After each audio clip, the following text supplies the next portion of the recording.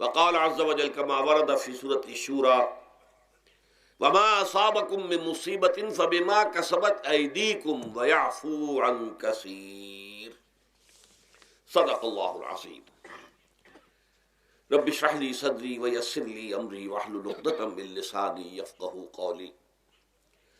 اللهم ربنا ألهمنا رشدنا وأعذنا من شرور أنفسنا. اللهم أرنا الحق حقا وارزقنا اتباعه وأرنا الباطل باطلا وارزقنا اجتنابه آمین یا رب العالمین.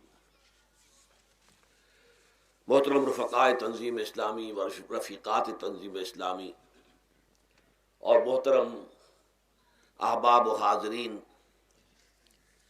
سب سے پہلے میں تنظیم اسلامی کے سال پنجاب اجتماع میں آپ حضرات کو خوش آمدید کہتا ہوں.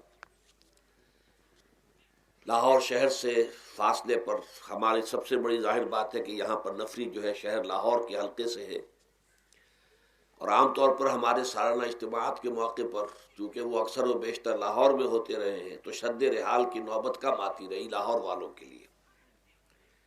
یہ اس مرتبہ بہت اچھی بات ہے کہ ہم سب نکلے ہیں، باہر آئے ہیں. اب ظاہر بات ہے کہ یہاں تقریباً 50 گھنٹے جو آپ یہاں گزاریں گے، گھر والی سہولتیں تو نہیں ہوں گی، خواہ کتنا بھی اہتمام کر لیا گیا ہو، لیکن یہ کہ آپ یہ محسوس کریں کہ آپ اللہ کی راہ میں ہیں، اللہ کے دین کے لیے نکلے ہیں. کوئی دنیاوی غرض و غایت آپ کے پیش نظر نہیں ہے، نہ کوئی تجارت ہے، نہ کوئی تفریح ہے معاذ اللہ. تو اس حوالے سے اس اجتماع کے آداب اور حقوق کو بھی ملحوظ رکھیں، اور اگر کوئی تکلیف آئے تو اسے برداشت بھی پورے ہی خندہ پیشانی کے ساتھ کیجیے.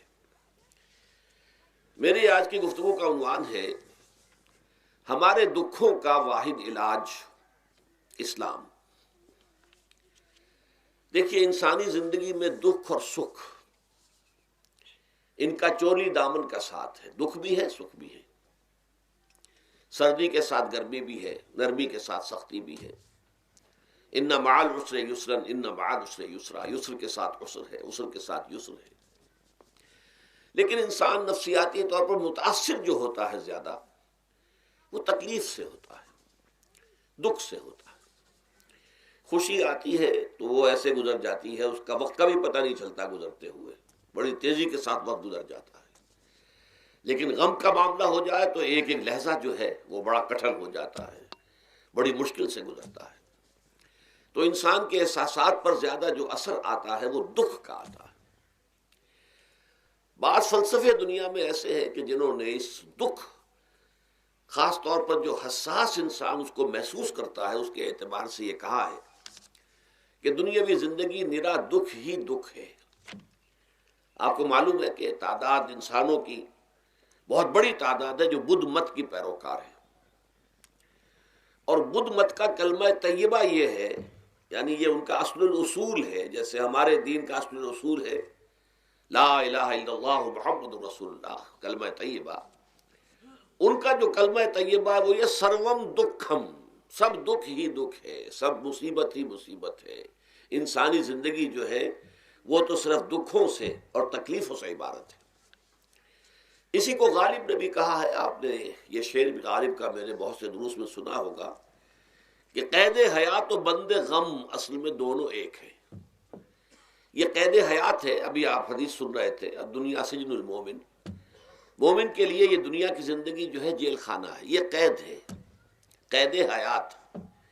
جیسے جیل میں آدمی اپنی مرضی سے نہیں جاتا، بھیجا جاتا ہے، اپنی مرضی سے نہیں نکلتا بلکہ نکالا جاتا ہے. اسی طرح لائی حیات آئے قضا لے چلی چلے، اپنی خوشی سے آئے نہ اپنی خوشی چلے. تو دنیا کی زندگی جو ہے وہ واقعتاً ایک اعتبار سے قید خانہ ہے. قید حیات و بند غم اصل میں دونوں ایک ہیں. جب تک یہ زندگی رہے گی غم بھی لگا رہے گا، تکلیفیں لگی رہیں گی، مصائب آتے رہیں گے، انسان کو دکھوں کا سامنا رہے گا، واسطہ رہے گا. موت سے پہلے آدمی غم سے نجات پائے کیوں؟ ظاہر بات ہے جب تک زندگی ہے تو غم ہے، تو موت سے پہلے نجات نہیں مل سکتی. اگرچہ اس کے بعد کا اگلا مرحلہ جو ہے، جو حقیقت کو جاننے والے ہیں وہ تو جانتے ہیں کہ اس کے بعد تو غم کا اور بڑا کڑا مرحلہ آنے والا ہے. اب تو گھبرا کے یہ کہتے ہیں کہ مر جائیں گے، مر کے بھی چین نہ پایا تو کدھر جائیں گے. اگر اللہ ہمیں معاف فرمائے، اپنی رحمت اور مغفرت سے ہمیں ڈھانپ لے، جیسے کہ حضور نے فرمایا الا یتغمدنی ربی برحمتہ، حضور نے فرمایا کہ کوئی انسان بھی محض اپنے اعمال کی بنیاد پر جنت میں نہیں داخل ہو سکے گا جب تک کہ رحمت خداوندی دستگیری نہ کرے۔ کسی صحابی نے بڑی ہمت کی، بڑے جرت کا معاملہ کیا، پوچھ لیا کیا حضور آپ بھی؟ ظاہر بات ہے آپ بھی انسان ہیں، آپ بھی بشر ہیں، قرآن مجید میں کہلوایا گیا ہے اور انما انا بشر مثلکم۔ تو اگر آپ کہتے ہیں کوئی انسان جنت میں داخل نہیں ہو سکے گا محض اپنے اعمال کی بنیاد پر جب تک کہ رحمت خداوندی دستگیری نہ کرے، تو کیا آپ بھی اس قاعدہ کلیہ میں شامل ہیں؟ آپ نے فرمایا ہاں میں بھی، الا یتغمدنی ربی برحمتہ، جب تک کہ میرا رب مجھے اپنی رحمت سے ڈھانپ نہیں لے گا میں بھی جنت میں داخل نہیں ہو سکوں گا۔ تو اس اعتبار سے اللہ تعالیٰ وہاں ہمیں بچا لے، لیکن جو وہاں نہیں بچایا گیا، اب ظاہر بات ہے کہ اس کے لیے جو مصیبت ہے وہ تو پھر دائمی ہے، ابدی ہے، دکھ ہی دکھ ہے۔ میں اس کی طرف زیادہ جانا نہیں چاہتا، اس وقت اصل میں میرا موضوع جو ہے وہ اس دنیا میں دکھوں کا علاج۔ اب اس اعتبار سے غور کیجئے، دکھ دو قسم کے ہیں۔ قرآن مجید پر جتنا میں نے غور کیا، دکھ ایک تو وہ ہے کہ جو ناگہانی طور پر آ جاتے ہیں، اس میں ہماری کسی غلطی کو دخل نہیں ہوتا۔ وہ کوئی آفت سماوی ہے، کوئی زلزلہ آ گیا ہے۔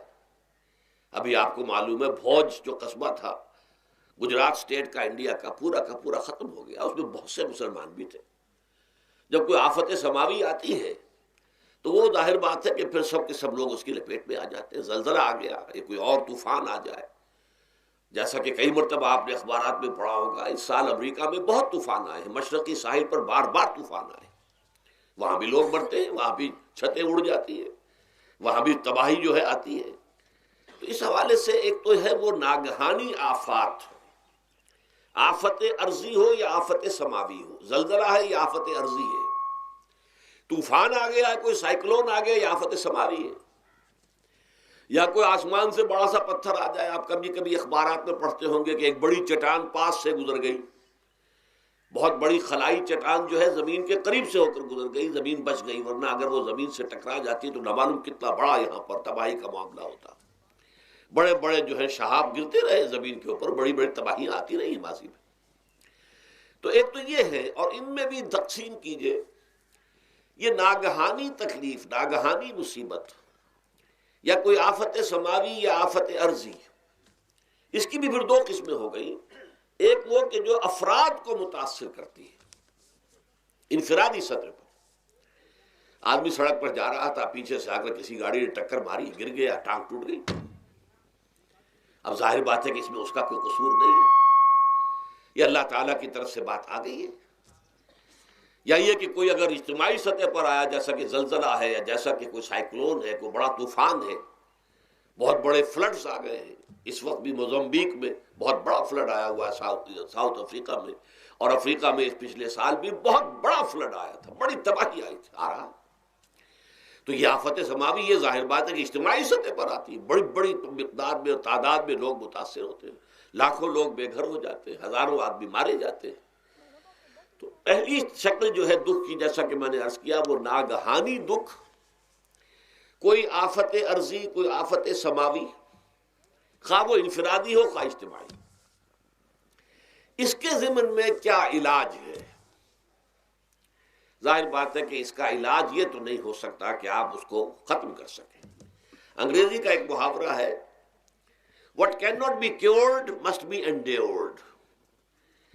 جو چیز جو ہے جس کا علاج نہیں ہو سکتا وہ تو برداشت کرنی پڑے گی۔ بعض بیماریاں بھی ایسی ہیں، ڈائبٹیز ہو گئی ہے، شوگر کا مرض ہو گیا، ڈاکٹر آپ کو بتائے گا کہ بھائی اب یہ مرض جائے گا نہیں، اب آپ کو اس مرض کے ساتھ ہی اپنے آپ کو ایڈجسٹ کر کے اپنی غذا وغیرہ اس کے مطابق طے کر لیجئے، ورنہ یہ کہ یہ نہ سمجھیے کہ یہ مرض چلا جائے گا۔ تو what cannot be cured must be endured۔ لہذا ان آفت سماوی و ارضی، چاہے وہ انفرادی سطح پر متاثر کرتی ہوں انسانوں کو، اور چاہے اجتماعی سطح پر، اس کا تو علاج ایک ہی ہے۔ عربی میں بھی ایک محاورہ یہ ہے کہ کسی نے پوچھا تھا کہ بچھو کے کانٹے کا کیا علاج ہے؟ البکاء الی الصباح، رات کو اگر کاٹا ہے کسی بچھو نے تو روتے رہو صبح تک، یہ علاج ہے، اس کا اور کوئی علاج ہے ہی نہیں۔ تو جو چیز لا علاج ہے اسے برداشت کرنا، گویا کہ یہاں جو اصل شے ہوگی کہ دنیاوی آفات، عرضی و سماوی آفات، ناگہانی آفات، ناگہانی مصیبتیں، ان کے ضمن میں ہمیں ایسی شے کی ضرورت ہے جو ہمارے اندر برداشت پیدا کر دے، اس کو جھیلنا آسان بنا دے، ہم اس کی وجہ سے بجھ کر نہ رہ جائیں، ہماری ہمتیں جواب نہ دے جائیں، ہمارا ارادہ ختم نہ ہو جائے، ہمارا حوصلہ پست نہ ہو جائے، بلکہ برداشت ہو، جھیلنا ہو، تحمل ہو۔ ابھی بھٹر صاحب کہہ رہے تھے اللہ تعالیٰ ذرا سا متحمل ہے، میں نے کہا یہ بہت غلط بات کہہ رہے ہیں، اللہ بہت متحمل ہے۔ وہ ذرا سا تو یوں سمجھیے کہ ان کے کہنے کے انداز میں یہ بات آ گئی، ذرا سا رحیم بھی ہے، نہیں وہ بہت رحیم ہے، بہت متحمل ہے، بہت حلیم ہے۔ لیکن یہ کہ ہمیں یہ جو آفات سماویہ اور عرضیہ ہیں جو ہمارے اوپر آ جاتی ہیں اللہ کی طرف سے، ان کے ضمن میں ذہنی ایک ایٹیچیوڈ پیدا ہو جائے، سوچ کا ایک خاص رخ بن جائے، انسان کے احساسات ایک خاص طرز پر ڈھل جائیں، تو پھر ان کو برداشت کرنا آسان ہو جاتا ہے۔ اور وہ کیا ہے؟ وہ ہمارے ایمان کا لازمی تقاضا ہے۔ ایمان ہمیں یہ بتاتا ہے کہ کوئی مصیبت اس زمین میں آتی ہے نہ تمہاری جانوں پر آتی ہے بغیر اذن رب۔ جو کچھ آ رہا ہے اللہ تعالیٰ کے فیصلے سے آیا ہے، یہ کوئی اندھا بہرا مادہ نہیں ہے، یہ کوئی اندھا بھینسا نہیں ہے کہ اس نے آ کے آپ کو ٹکر مار دی ہے، نہیں، یہ تو سمیع و بصیر، علیم و خبیر اللہ اور حکیم اور قدیر اللہ کا فیصلہ ہے۔ لہذا یہ من جانب اللہ ہے، اس کو تم سمجھو کہ اللہ تعالیٰ کی طرف سے ہے۔ اور جب اللہ کی طرف سے ہے تو سورہ آل عمران میں فرمایا بیدہ الخیر، اس کے ہاتھ میں تو خیر ہی خیر ہے۔ یعنی بظاہر تمہیں محسوس ہوتا بھی ہو کہ یہ میرے لیے تکلیف دہ بات آ گئی ہے، تو اس کو یوں سمجھو کہ اس کا نتیجہ جو میرے حق میں نکلے گا وہ خیر ہوگا۔ فوری طور پر تو تکلیف ہے، مجھے اچھی نہیں لگ رہی، ناگوار ہے، لیکن نتیجہ اس کا خیر نکلے گا۔ جیسے بچہ بیمار ہے، ماں اسے دوا پینے پر مجبور کر رہی، کڑوی دوا ہے، وہ تو سمجھتا ہے مجھ پر بڑا ظلم ہو رہا ہے، یا آپ لے گئے اسے ڈاکٹر کے ہاں ٹیکہ لگوایا ہے، وہ تو چیخ رہا ہے، رو رہا ہے، لیکن آپ کو معلوم ہے، کاش اسے بھی معلوم ہو جائے کہ یہ میرے خیر کے لیے، میرے بھلے کے لیے، اگر اسے یہ معلوم اور محسوس ہو جائے تو اس کی تکلیف اس کے اندر بہت کمی آ جائے گی، وہ سہار لے گا، اس کو وہ برداشت کرے گا۔ اس حوالے سے اس کا جو ہمارے دین میں اس کا نام ہے، اس ذہنی کیفیت کا، ان احساسات کا، اسے اب کہتے ہیں تسلیم و رضا۔ جو کچھ آ رہا ہے اللہ کی طرف سے آ رہا ہے، لہذا سر تسلیم خم ہے، اے اللہ ہم قبول کرتے ہیں، رضا، ہر حال میں تیری رضا پر راضی ہیں، جو تیرا فیصلہ ہے ہمیں بصر و چشم قبول ہے، تسلیم و رضا۔ ہم بھی تسلیم کی خو ڈالیں گے، بے نیازی تیری عادت ہی صحیح۔ اللہ تو بے نیاز ہے، لیکن اے اللہ تو ہمارے لیے جو بھی تکلیف کا تو نے فیصلہ کیا، ہم تسلیم کی خو ڈالیں گے، عادت پیدا کر لیں گے اپنے اندر کہ ہر ساقی ماریخت عین الطاف است، کہ میرا ساقی میرے پیالے میں جو کچھ ڈال دے یہ اس کا لطف و کرم ہے۔ یہ مقام رضا ہے، یہ ایمان کا ایک ایسا تقاضا ہے کہ جس کو ہم کہیں گے ایمان کی حلاوت، ایمان کی مٹھاس۔ اگر آپ کا منہ کڑوا ہو جائے تو آپ چینی کھاتے ہیں تاکہ منہ کا ذائقہ ٹھیک ہو جائے۔ اگر تکالیف کی وجہ سے، دکھ کی وجہ سے آپ کے احساسات کے اندر کوئی خرابی پیدا ہو رہی ہے، یہ جو مقام رضا ہے یہ اس کے لیے قند ہے، یہ اس کے لیے چینی ہے، یہ اس کے لیے شہد ہے، یہ اس کی تلخی کو ضائع کر دینے والی شے ہے کہ اللہ تیری رضا پر راضی، راضی برضائے رب۔ اب اس کے ضمن میں سمجھئے، یہ تو اصولی بات میں نے آپ کو بتا دی، اس کی 3 کیفیات ہو سکتی ہیں کیوں اللہ کی طرف سے یہ چیزیں آتی ہیں۔ سب سے پہلی شے ہے، اب وہ جو آیات میں نے سنائی تھی وہ سن لیجئے پہلے ترجمہ۔ سورہ تغابن میں فرمایا ما صاب من مصیبت الا باذن اللہ، دیکھو کوئی مصیبت تم پر نہیں آ سکتی، نہیں آتی مگر اللہ کے اذن سے۔ ومن یؤمن باللہ، اور جو شخص اللہ پر ایمان رکھتا ہو یہدی قلبہ، اللہ اس کے دل کو ہدایت دے دیتا ہے، اس کے دل کو سکون عطا کر دیتا ہے، وہ راضی برضائے رب ہو جاتا ہے، اس میں شکوہ نہیں رہتا، اس میں شکایت نہیں ہوتی، اس میں تلخی نہیں ہوتی، کیوں ہو گیا، کیسے ہو گیا، کیوں ہو گیا، نہیں ہونا چاہیے، نہیں نہیں نہیں۔ یہ سارا جو پیچ آدمی کھاتا رہتا ہے نا اندر ہی اندر، وہ جو پیچ کھا رہا ہے، یہ سب پیچ سے نجات مل گئی۔ برو کشید سے پیچا کے ہستبود مرا، چے اقدہا کے مقام رضا کشود مرا۔ یہ پیچ کھانا جو ہے، پیچا کے ہستبود، اس سے اللہ تعالیٰ نے مجھے نجات دے دی ہے مقام رضا کے ذریعے سے۔ کتنے بڑے بڑے عقدے میرے حل ہو گئے اس مقام رضا سے، چے اقدہا کے مقام رضا کشود میرا، میرے تو بہت سے عقدے اس سے حل ہو گئے۔ اس حوالے سے ایک موٹی بات تو یہ ہو گئی، لیکن اب اس کو 3 حصوں میں تقسیم کیجئے۔ پہلی بات یہ کہ یہ اللہ کی طرف سے آزمائش کے طور پر آتے ہیں۔ آزمائش، میرا بندہ اس پر صبر کرتا ہے یا نہیں، یا میرے خلاف بکواس کرنے پر آمادہ ہو جاتا ہے۔ اللہ تو ایسا ہے، اللہ نے تو ہم پر کبھی کرم کیا ہی نہیں ہے، اللہ تو ظالم ہے، معاذ اللہ معاذ اللہ معاذ اللہ۔ کہیں ایسا تو نہیں، میرا بندہ جو ہے تکلیف کو جھیلتا ہے میری وجہ سے، یہ سمجھ کے کہ اللہ کی طرف سے آئی۔ یہ صبر جو ہے یہ بہت بڑی کامیابی ہے اگر انسان کو حاصل ہو جائے۔ اور اس صبر کے نتیجے میں 2 اور باتیں پیدا ہوتی ہیں۔ یہ مضامین علیحدہ علیحدہ دروس کے اندر آتے رہے ہیں، لیکن آج ایک نئے عنوان کے تحت جمع ہو کر آ رہے ہیں۔ پہلی بات یہ ہوتی ہے کہ یہ امتحان کا نتیجہ کیا نکلتا ہے کہ آپ نے ایک امتحان پاس کیا تو آپ کے اگلے درجے میں ترقی ہو جاتی ہے۔ 5ویں کا امتحان پاس کر لیا نا تو 6ٹھی میں جائیں گے، اب 6ٹھی کا امتحان پاس کریں گے تو 7ویں میں جائیں گے، 7ویں کا پاس کریں گے تو 8ویں میں۔ درجہ بدرجہ انسان کی دینی، ایمانی اور روحانی ترقی کا ذریعہ یہ آزمائش بنتی ہے۔ جتنا اس میں صبر ہوگا، جتنا اس میں تسلیم و رضا جو ہے آپ حاصل کرتے جائیں گے تو آپ کے درجے بلند ہوتے چلے جائیں گے۔ آپ کا امتحان کڑے سے کڑا آئے گا، بڑے سے بڑا آئے گا، مشکل سے مشکل تر آئے گا۔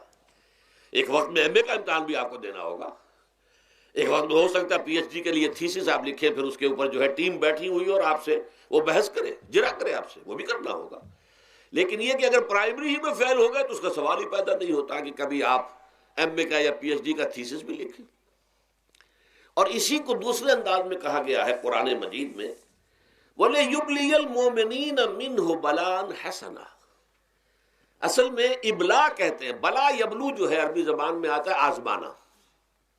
خلق الموت والحیات لیبلوکم ایکم احسن عملا، یہی معنی ابتلا کے، ابتلا یبتلی آزمانا۔ ابلا یبلی جو آتا ہے باب افعال سے، اس میں آتا ہے کسی کو کسی تکلیف میں ڈال کر اس کو نکھارنا، کہ اس کا جوہر نکھر جائے، اس کے اندر جو خیر ہے وہ اور چمک جائے، لوگوں کو بھی معلوم ہو جائے کہ یہ شخص اس مقام کا اہل ہے، اس کے اندر یہ صلاحیت ہے، اس میں یہ قوت موجود ہے۔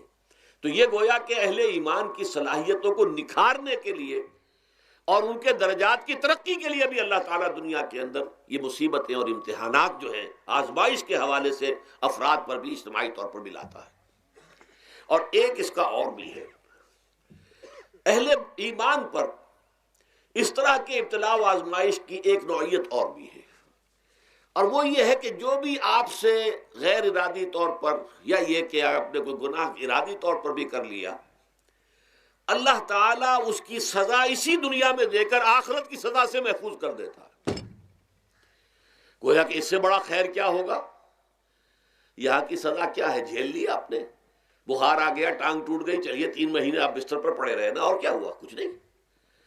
لیکن یہ کہ آخرت کی سزا ملتی بہت عظیم ہوتی، لہذا کفارہ بناتا ہے اللہ تعالیٰ ان گناہوں، ان جو بھی گناہ ہو گئے ہیں، غلطیاں ہو گئی ہیں، ان کا کفارہ اللہ تعالیٰ بندہ مومن کے لیے، حضور کی ایک حدیث ہے، اس کا متن مجھے اس وقت یاد نہیں ہے، کہ مومن کا معاملہ عجیب ہے، اسے کوئی تکلیف پہنچتی ہے صبر کرتا ہے، وہ اس کے گناہوں کا کفارہ بن جاتا ہے، اور اگر کوئی خوبی ملتی ہے اس پر اللہ تعالیٰ کا شکر ادا کرتا ہے، اس کے درجات بلند ہو جاتے ہیں۔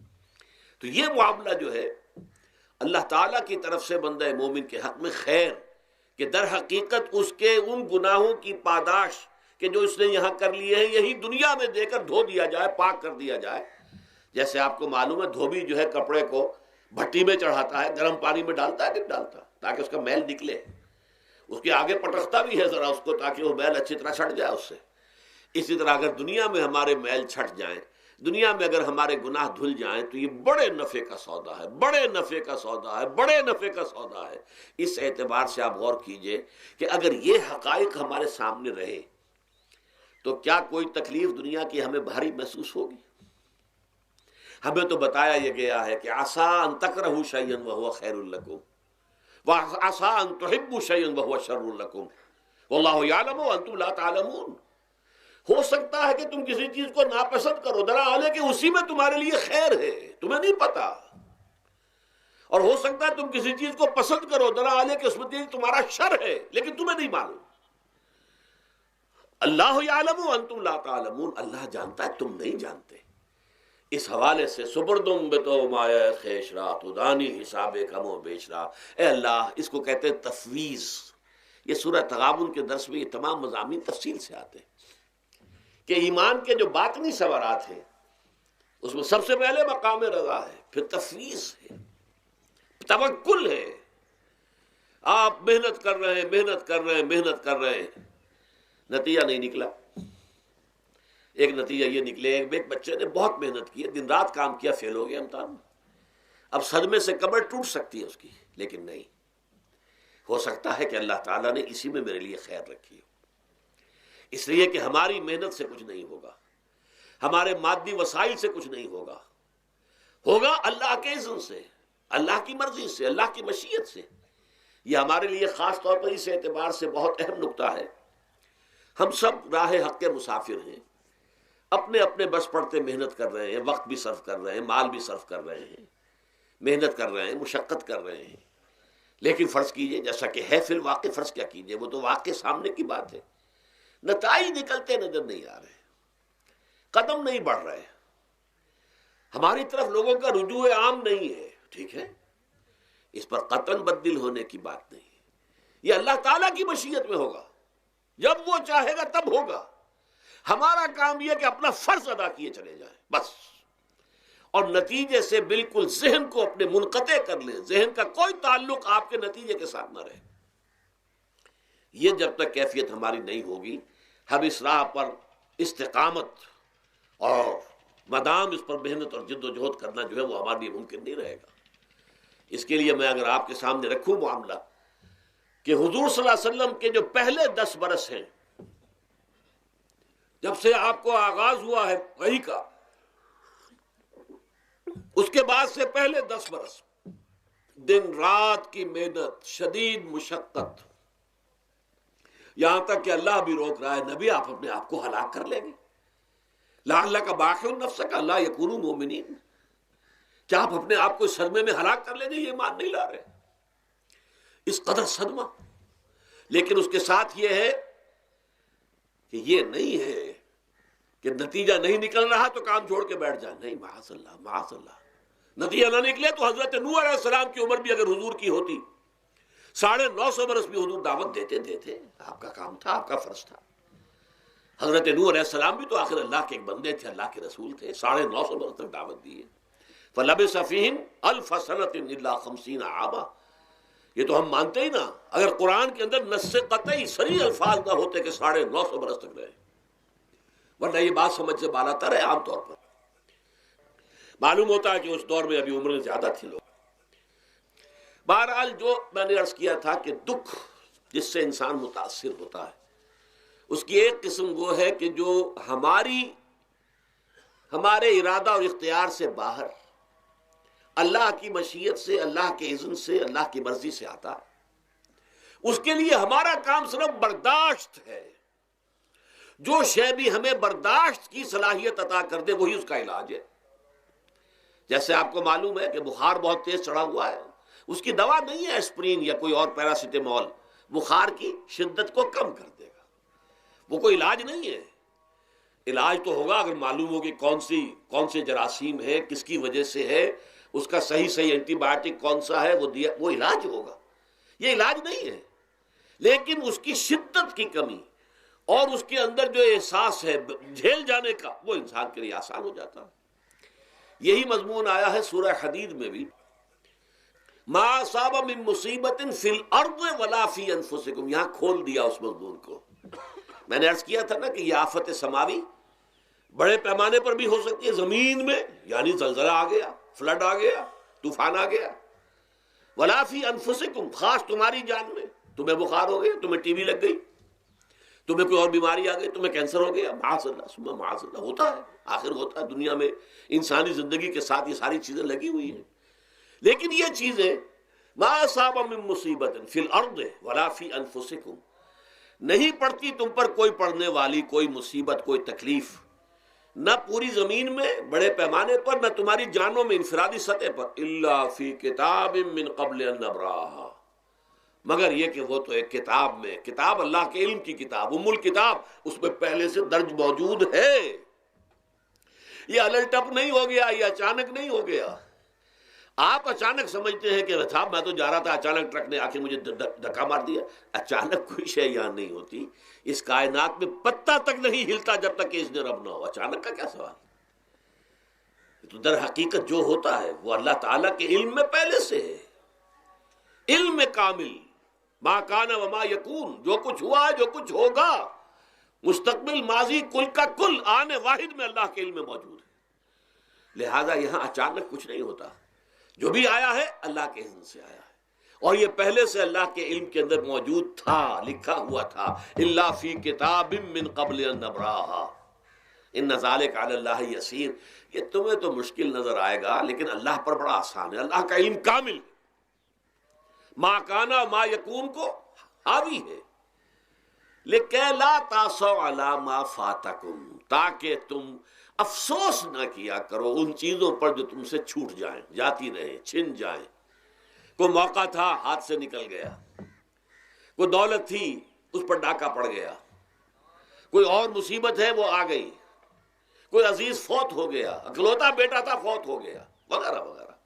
ما فاتکم، فات سے ہی فوتیدگی ہے نا، جو شے بھی نکل جائے، چلی جائے، ہاتھ سے جاتی رہے، چاہے وہ کوئی آپ کا عزیز تھا جو فوت ہو گیا تو آپ کے ہاتھ سے نکل گیا، یا کوئی مال تھا جو آپ کے قبضے سے نکل گیا، ڈاکہ پڑ گیا، چوری ہو گئی، نقصان ہو گیا کاروبار میں بہت بڑا، اس پر افسوس نہ کیا کرو۔ اگر افسوس کرو گے تو اس کا مطلب کیا ہوگا کہ تمہیں اللہ پر اعتماد نہیں ہے، یا تم سمجھتے ہو کہ اللہ کے سوا بھی کوئی ہے جو یہ کام کر سکتا ہے۔ کائنات میں تو ایک ہی کی مرضی چلتی ہے، وہ ہے اللہ۔ لہذا اگرچہ وہ کسی کے ذریعے سے تکلیف آپ کو پہنچی ہے، کسی نے آپ کو پتھر مارا ہے، وہ پتھر ہو سکتا ہے آپ کو نہ لگتا، لگ گیا ہے تو اللہ کے فیصلے سے لگا ہے، اس کا باپ بھی نہیں پتھر مار سکتا آپ کو اگر اللہ کا اذن نہ ہو۔ لہذا آپ پتھر مارنے والے کو بھی مجرم سمجھیے، ٹھیک ہے، اس سے بھی قصاص لینے کا آپ کو حق ہے، لیکن یہ جان لیجئے کہ جو آیا ہے پتھر وہ اذن رب سے آیا ہے۔ اب ظاہر بات ہے کہ اگر یہ کیفیت ہوگی تو غصہ اتنا نہیں ہوگا اس شخص پر کہ جس نے یہ کام کیا ہے، بلکہ ہو سکتا ہے آدمی مسکرا کے رہ جائے، جیسے کہ وہ میں واقعہ سناتا رہا ہوں اپنے دروس میں کہ ایک درویش منش آدمی جا رہا تھا، جو رب کرے سو ہو، جو رب کرے سو ہو، جو رب کرے سو ہو۔ کسی شخص نے پتھر اٹھا کر دے مارا، اس کے سر پہ لگ گیا کہ اس نے پیچھے پلٹ کر دیکھا کس نے مارا ہے۔ اس نے کہا مجھے کیا دیکھتے ہو، جو رب کرے سو ہو، یہ تو رب کے مارنے سے۔ اس نے کہا مجھے تو یہ پتھر رب کے مارے ہی لگا ہے، لیکن میں دیکھ یہ رہا تھا بیچ میں کس کا منہ کالا ہو گیا، اپنے لیے کس نے ایک گناہ کما لیا، اپنے لیے کس نے ایک مصیبت جو ہے وہ مول لے لی، وہ بیچ میں تم آ گئے ہو۔ پتھر اللہ کی طرف سے آیا ہے، لیکن اس کا عذاب، اس کا وبال تم پر آ جائے گا۔ بہرحال یہ تو میں نے عرض کیا آپ کے سامنے، وہ چیزیں کہ جو آ جاتی ہیں، وہ تکالیف، وہ مصائب جو اللہ کی طرف سے من جانب اللہ ہے، اس میں آپ کسی کو مورد الزام نہیں ٹھہرا سکتے، وہ آپ پر آ گیا۔ دوسری تکلیفیں وہ ہیں جن کے لیے فارسی میں کہتے ہیں خود کردہ، اپنے ہاتھوں جو مصیبتیں آتی ہیں۔ اس کے لیے میں نے آپ کو سورہ شورى کی آیت سنائی ہے، ما اصابکم من مصیبت فبما کسبت ایدیکم ویعفو عن کثیر۔ جو مصیبت بھی تم پر آتی ہے انسانوں، وہ تمہارے اپنے ہاتھوں کے کرتوتوں کی وجہ سے آتی ہے، اور ابھی تو اللہ بہت سی چیزوں کو تو معاف بھی کرتا رہتا ہے، ہر تمہاری غلطی پر پکڑتا نہیں ہے، ہر خطا کے اوپر تمہیں سزا نہیں دیتا ہے، کوئی سزائیں معاف بھی کرتا رہتا ہے، عفو و درگزر سے بھی کام لیتا ہے، بہت متحمل اور حلیم بھی ہے، بہت رحیم اور غفور بھی ہے اور کریم بھی ہے، لیکن یہ کہ یہ جان لو کہ ایک مصیبتیں وہ ہیں جو تمہاری اپنی پیدا کرنے ہیں، بما کسبت ایدیکم، تمہارے اپنے ہاتھوں کی کمائی. یہ کون سی خود کردہ، یہ در حقیقت ہے اجتماعی نظام جو انسان بناتا ہے.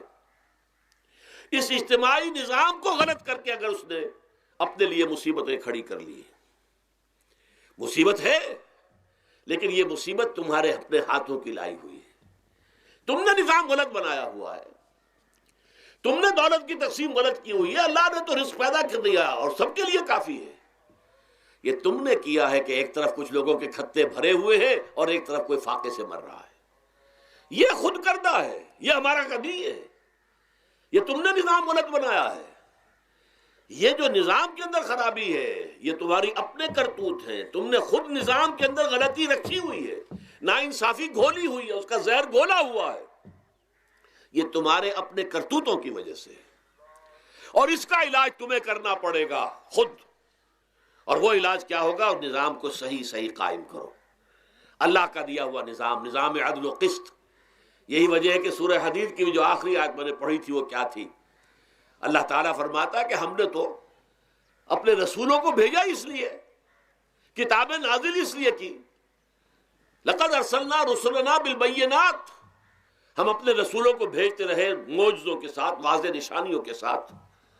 وانزلنا معهم الکتاب والمیزان، ان کے ساتھ ہم نے کتاب اتاری، میزان اتاری. یہ سارا کچھ ہم نے کس لیے کیا؟ لیقوم الناس بالقسط، تاکہ لوگ عدل پر قائم ہوں. اب اگر تم نے اس عدل کے نظام کو چھوڑ کر اللہ کے دیے ہوئے نظام کو تج کر تم نے خود اپنا نظام بنا لیا، تو ظاہر بات ہے سرمایہ دار جب نظام بنائے گا تو وہ مزدور کے بارے میں نہیں سوچ سکتا. اسے تو اپنی مصلحتیں نظر آئیں گی، اس کے سامنے تو اپنا نفع ہوگا. جتنا زیادہ سے زیادہ نفع کما لو، جتنا ان مزدوروں کا خون نچوڑ سکو نچوڑ لو. زمیندار نظام بنائے گا تو وہ بیچارے کاشتکار مزارے ہاری اس کی مصلحت نہیں دیکھ سکتا. وہ تو کہے گا مجھے اپنے بچوں کو انگلستان بھیجنا ہے تعلیم کے لیے، مجھے اپنے لیے جو ہے اسلام آباد میں بھی بنگلہ بنانا ہے اور پری میں بھی بنانا ہے، اور پھر مجھے تو ایئر کنڈیشن بنگلے چاہیے ہر جگہ پر. وہ تو اپنی مصلحت کو دیکھے گا. وہ غریب کے ساتھ کیا بیت رہی ہے جو دن رات کی محنت اور مشقت کر رہا ہے، جس نے ہل چلایا ہے، جس نے بیج ڈالا ہے، جس نے پانی دیا ہے، جس نے فصل کی دیکھ بھال کی ہے، جس نے پھر فصل کاٹی ہے. اس کے لیے تو بمشکل 2 وقت کا گزارا، وہ بھی بمشکل. اور اس کے علاوہ نہ اس کے بچے کے لیے علاج معالجے کی کوئی سہولت ہے، نہ اس کی اولاد کے لیے تعلیم کی کوئی کا بندوبست ہے. لیکن یہ کہ اسی کی محنت کے نتیجے میں عیش اڑا رہا ہے وہ زمیندار اور جاگیردار. ان کے محل ہیں، ایئر کنڈیشنڈ ہیں، ان کے بچے انگلستان اور امریکہ میں تعلیم حاصل کرتے ہیں. اب آگے بڑھ کر انہوں نے کارخانے دار بھی وہ بن گئے. وہی لوگ ہیں کہ جو اعلیٰ تعلیم حاصل وہ کرتے تھے وہی بیوروکریٹس بنتے ہیں، انہی میں بڑے بڑے افسر آئیں گے. عام آدمی جو ہے وہ تو شاذ نکل آتے ہیں. کچھ لوگ بہت ذہین بچے بھی ہوتے ہیں، غربا کے بچے بھی ہوتے ہیں، کبھی کبھی نکل آتے ہیں. لیکن وہ تو کوئی 1-2 دانے ہوں گے ایسے جو بہت ہی انتہائی طور پر غیر معمولی طور پر ذہین ہو. عام بچہ کہاں کرے گا، کیسے جائے گا؟ لہذا وہ پیچھے رہ جائے گا. وہ جونیئر کلرک ہوگا یا بہت تیر مارے گا سینئر کلرک ہو جائے گا، اپر گریڈ کلرک ہو جائے گا لوور گریڈ کلرک سے بڑھ کر. اللہ خیر صلی اللہ. یہ کمشنر کون ہوں گے، ڈپٹی کمشنر کون ہوں گے؟ یہ تو ظاہر بات ہے اسی. سیکریٹری کون ہوں گے؟ یہ 22 گریڈ والے کون ہوں گے، 21 گریڈ والے کون ہوں گے؟ ان کی اکثریت انہی لوگوں میں سے ہوگی. اس حوالے سے یہ جو غلطی، یہ جو دکھ ہے، یہ دکھ تمہارا اپنا پیدا کرتا ہے اور خود کردہ رہا علاج نہیں. اس کا علاج اور کچھ نہیں ہے جب تک کہ تم خود اپنے طرز عمل کو نہیں بدلو گے. اب یہ جو دکھ ہے میں اس میں سے چند کو آپ کے سامنے گنوانا چاہتا ہوں. دیکھیے، سب سے پہلا دکھ جو دنیا میں انسان نے خود پیدا کیا سماجی سطح پر، یہ پیدائشی طور پر نیچ ہے اور یہ پیدائشی طور پر اونچا ہے. یہ مسلی ہے اور یہ سید ہے. ہمارے ہاں تو پھر بھی اللہ کا فضل ہے کہ اتنا زیادہ فرق و تفاوت نہیں. ہندوؤں میں یہ شودر ہے اور یہ برہمن ہے، علم حاصل کرنا برہمن کا حق ہے، شودر کا حق ہی نہیں ہے۔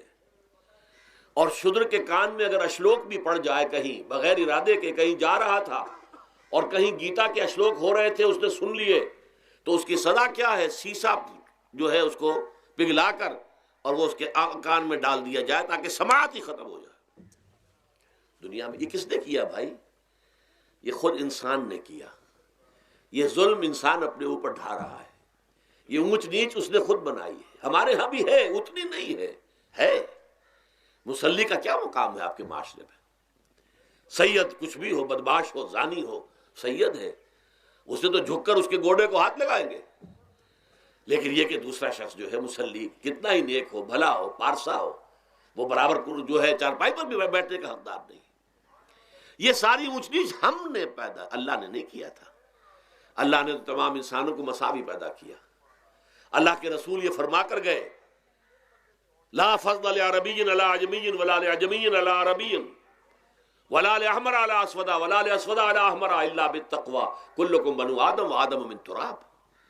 دیکھو کسی عرب کو کسی اجمی پر فضیلت نہیں ہے، کسی اجمی کو کسی عرب پر کوئی فضیلت نہیں ہے، کسی گورے کو کسی کالے پر فضیلت نہیں ہے، کسی کالے کو کسی گورے پر فضیلت نہیں ہے، الا بالتقوی۔ یہ اگر فضیلت ہے تقوی، کون خدا ترس زیادہ ہے، کس کے اخلاق زیادہ بلند ہیں، کون نیک اور پارسا زیادہ ہے، کون لوگوں کی خدمت زیادہ کرتا ہے، اس کے اعتبار سے درجہ بلند ہوگا۔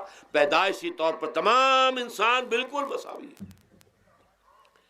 پھر ہمارے معاشرے میں جو ظلم ہوتا ہے، دو طبقات ہیں جو حضرات سورہ نساء پڑھتے ہیں، اس میں سب سے پہلے دو طبقات جو کہ گرے ہوئے تھے اس معاشرے میں اور آج بھی گرے ہوئے ہیں، ایک یتیم اور ایک عورت۔ ان دونوں کے لیے ابتدا ہی سے سورہ نساء کے اندر جو ہے احکام آئے تو ان کے بارے میں آئے۔ یتیموں کو ان کا مال ہڑپ کر جانا، ان کو دھکے دینا۔ ارأیت الذی یکذب بالدین فذلک الذی یدعو الیتیم ولا یحض علی طعام المسکین۔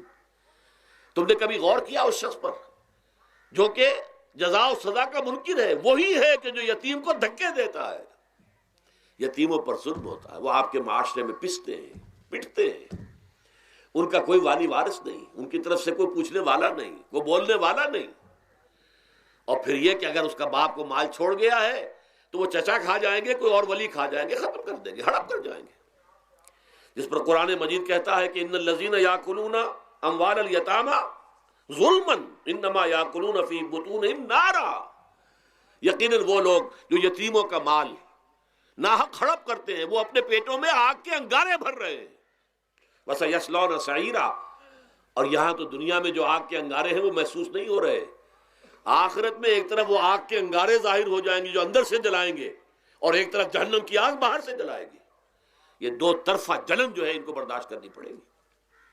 ظاہر بات ہے یہ ہمارا اپنا کیا ہوا ہے، یہ اللہ کی طرف سے نہیں ہے، یہ ہم نے نظام غلط بنایا ہے، ہم نے اتوار اپنے برے کر لیے۔ اور دوسرا طبقہ خواتین کا، عورتوں کا۔ سب سے بڑا ظلم اس معاشرے میں کیا ہے؟ جو بچپن ہی سے احساسات کے اوپر ایک بوجھ بن جاتا ہے بچیوں کے، کہ بیٹے کو افضل سمجھتے ہیں، بیٹی کو جو ہے گھٹیا سمجھتے ہیں۔ اس قدر ناانصافی، اس قدر ناانصافی۔ اسی باپ کے نطفے سے بیٹا بھی ہے اور بیٹی بھی ہے، اسی ماں کے رحم میں بیٹے نے بھی پرورش پائی ہے، بیٹی نے بھی پرورش۔ بعضکم من بعض، قرآن کہتا ہے تم سب ایک دوسرے میں سے ہو، کوئی افضل نہیں، کوئی گھٹیا نہیں۔ اللہ تعالیٰ نے، اللہ کے نبی نے کسی بیٹے کی پرورش پر کوئی اجر و ثواب نہیں بتایا۔ ہاں 2 یا 3 بیٹیوں کو پال پوس کر، تہذیب سکھا کر، پھر ان کی شادی کر کے ان کے گھروں میں پہنچا دیا، جنت کی ضمانت اللہ تعالیٰ دے رہا ہے۔ اور سب سے بڑی بات یہ کہ سب سے زیادہ محبوب انسان حبیب اللہ محمد ہے صلی اللہ علیہ وسلم، اور محمد کو اللہ نے بیٹے نہیں دیے، دیے بھی تو لے لیے، بیٹیاں دی، 4 بیٹیاں دی۔ اور کتنی محبت کرتے تھے محمد صلی اللہ علیہ وسلم کی بیٹیوں سے، خاص طور پر حضرت فاطمہ سے، وہ تو آپ سیرت میں پڑھیے کتنی محبت، کس قدر محبت۔ سب سے چھوٹی تھی شاید اس لیے۔ بہرحال پہلی بات تو یہ کہ بچپن ہی سے وہ دعویٰ پڑھنا شروع ہو جاتا ہے بچیوں کے ذہنوں پر کہ ہم کو گھٹیاں ہیں، ہمارے بھائی بڑیاں ہیں، ہمارے والدین جو ہیں ان سے زیادہ محبت کرتے ہیں، ہم سے نہیں کرتے۔ پھر شادی میں اکثر و بیشتر لڑکیوں کی مرضی کا کوئی خیال نہیں کیا جاتا. یہ ظلم ہے جو ہم کر رہے ہیں. لڑکی کی مرضی کے بغیر، اس کے اذن کے بغیر، اس کی اجازت کے بغیر کوئی شادی نہیں ہو سکتی. زبردستی وہ بھیڑ بکریاں نہیں ہے کہ جس کے ہاتھ چاہا آپ نے بیچ دیا. معاذ اللہ ثم معاذ اللہ ثم معاذ اللہ. یہ ضرور ہے کنواری بیٹی ہے تو اس سے صرف آپ نے پوچھا اور وہ خاموش رہی، بس یہ بھی کافی ہے. البتہ یہ کہ اگر کوئی سیبہ ہے جس سے پہلے نکاح ہو گیا تھا، بیوہ ہو گئی، یا پہلے شادی تھی ایک خلا لے لی، طلاق لے لی یا طلاق ہو گئی، اس کو تو کہنا پڑے گا کہ ہاں مجھے کوئی اعتراض نہیں ہے اگر میری فلاں شخص سے شادی کر دی جائے، اس کے بغیر نکاح ہو نہیں سکتا. پھر ان سب کے اوپر سب سے بڑا ظلم، یہ تو اللہ تعالیٰ آپ کو توفیق دے تو دوسرا رکوع سورہ نساء کا پڑھیں. کتنی تاکید کے ساتھ احکام آئے ہیں وراثت کے. وراثت مما قل منہ او کثر، چاہے زیادہ مال کسی نے چھوڑا ہو چاہے تھوڑا سا چھوڑا ہو، لیکن وراثت کے احکام جو ہیں ان کو نافذ کرنا ہوگا. نصیبا مفروضا، یہ اللہ کی طرف سے حصے ہیں جو مقرر کر دیے گئے ہیں. لیکن ہمارے معاشرے میں کون ہے جو بیٹیوں کو دینے کو تیار ہو اور بہنوں کو دینے کو تیار ہو؟ مجھے تو حیرت ہوئی تھی. مالا کنڈ میں آپ کو معلوم ہوگا ایک دفعہ بڑی تحریک چلی تھی شریعت کے نفاذ کی. مولوی صوفی محمد صاحب بڑے نیک آدمی ہیں، بہت، اس میں کوئی شک نہیں. 80,000 کا مجمع لے کر، جلوس لے کر وہ چل پڑے تھے اسلام آباد کی طرف. جیسے ابھی اکرم آوان صاحب نے دھمکی دی تھی کہ 3 لاکھ میرے پاس ہیں، لیکن وہ 3 لاکھ میں سے وہ تو ان کے ہاں جمع جو ہوئے مشکل 5 سے 6,000 آدمی جمع ہوا تھا کل. لیکن یہ تو 80,000 کو مالا کنڈ سے لے کر اور دریا اٹک تک تو پہنچ گیا تھا. اللہ کا بندہ، 80,000 کا قافلہ وہاں روکا گیا. لیکن ان سے بھی جب میں نے جا کر بات کی کہ مولانا شریعت آپ نافذ کروانا چاہتے ہیں، لیکن کیا آپ بچیوں کو بھی وراثت کا حق دینے کو تیار ہیں؟ کیا نہیں، یہ تو رواج کا معاملہ ہے. میں نے کہا لا حول ولا قوت الا باللہ. اگر یہ رواج کا معاملہ ہے تو باقی چیزیں بھی رواج کی ہیں. پھر شریعت بدل چکی ہے، اب شریعت کا رواج نہیں رہا، ساری شریعت چھوڑ دیجیے آپ. لیکن ان کی نیکی کی بات ہے یہ کہ پہلے توجہ کبھی ان کی ادب نہیں ہوئی، لیکن میری یہ بات جو ہے ان کو لگ گئی ان کے دل کو. اگلی مرتبہ جب ان سے ملنے گیا تو انہوں نے کہا کہ اب میں نے بیعت لینی شروع کی ہے لوگوں سے کہ وہ اپنی بیٹیوں کو بھی حق دیں گے، وراثت کے اندر تقسیم کر کے دیں گے حصہ. لیکن یہ کہ اس وقت تک انہوں نے کہا تھا ابھی کل 28 آدمیوں نے بیعت کی ہے. وہ 80,000 سے بیعت یہ لینی آسان کام نہیں ہے. 80,000 کو جوش دلا کر شریعت کے نام پر لا کر ٹکرا دینا یہ آسان کام ہے، لیکن 80,000 سے یہ بیعت لینا کہ پورے شریعت پر عمل کریں گے یہ بہت مشکل ہے. یہی تو وجہ ہے ہمارا قافلہ اگر سست گام ہے تو کیوں ہے. ہم یہ کہتے ہیں کہ پہلے میدان میں آنے سے پہلے اپنی ذات پر، اپنے گھر میں دین نافذ کرو، پھر باہر نکلو.